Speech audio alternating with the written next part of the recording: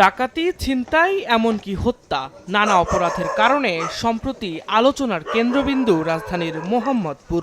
এমন অবস্থায় আইন শৃঙ্খলা পরিস্থিতি নিয়ন্ত্রণে রাখতে এবার মাঠে সরব সেনাবাহিনী।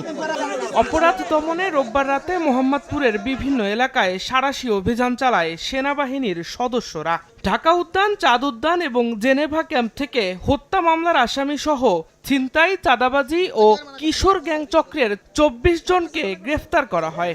সেনাবাহিনীর পক্ষ থেকে জানানো হয়, গ্রেফতারকৃতদের মধ্যে অন্যতম আসামিরা হলেন মোহাম্মদপুরের তালিকাভুক্ত শীর্ষ সন্ত্রাসী সেলিম এবং রুহুল গ্যাংয়ের শীর্ষ সন্ত্রাসী ইব্রাহিম ও সাগর। এছাড়াও জেনেভা ক্যাম্পের ২ শীর্ষ মাদক ব্যবসায়ী, ১০ জন ছিনতাইকারী ও কিশোর গ্যাংয়ের ৭ দুষ্কৃতিকারীকেও আটক করা হয়। এদিকে মধ্যরাতে মোহাম্মদপুরের শেখেরটেক এলাকা থেকে ধারালো অস্ত্রসহ এক তরুণী ও যুবককে আটক করে স্থানীয়রা।